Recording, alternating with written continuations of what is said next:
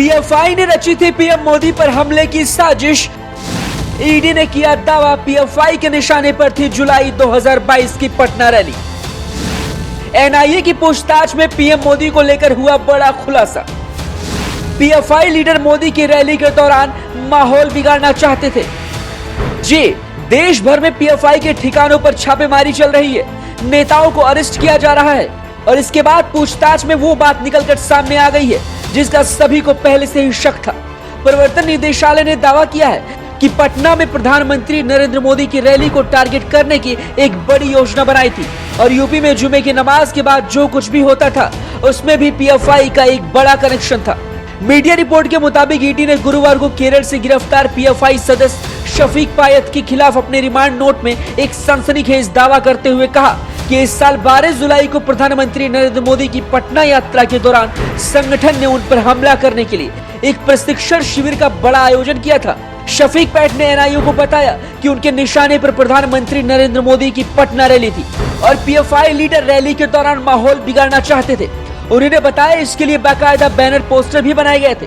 आपको बता दें कि प्रधानमंत्री मोदी 12 जुलाई को बिहार विधानसभा के 100 साल पूरे होने के मौके पर आयोजित एक कार्यक्रम में भाग लेने राजधानी पटना गए थे। पटना से भी संदिग्धों की हो चुकी है गिरफ्तारी।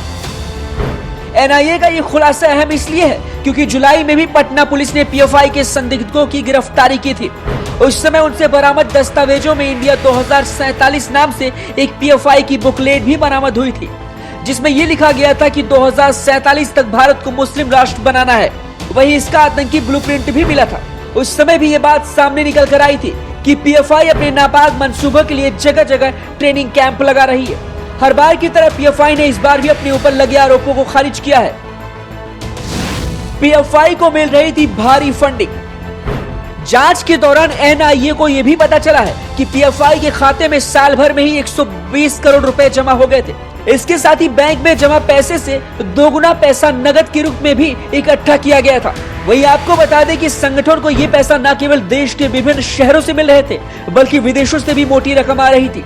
इस पैसे का इस्तेमाल देश विरोधी गतिविधियों में भी किया जा रहा था, यानी भारत में रह के ही भारत के खिलाफ गद्दारी की जा रही थी। वहीं जिस देश में रहते हैं, जिस देश की खाते हैं, उसी देश के खिलाफ साजिश रचने वाले इस देश में कई बड़े गद्दार लोग हैं।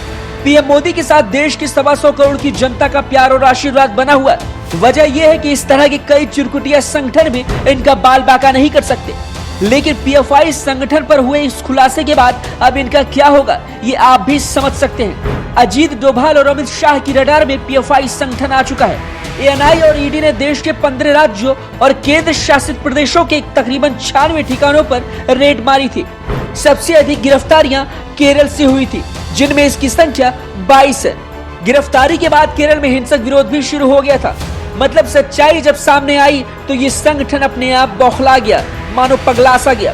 वैसे आपको क्या लगता है कि इस खुलासे के बाद पीएफआई का क्या होना चाहिए? क्या बैन होना चाहिए या और भी इस तरह की गतिविधि वाले कई संगठन पर सरकार को शिकंजा कसना चाहिए? हमें कमेंट बॉक्स में अपनी राय जरूर दें। इस वीडियो को ज्यादा से ज्यादा शेयर करिए और देखते रहिए द इंडियन न्यूज।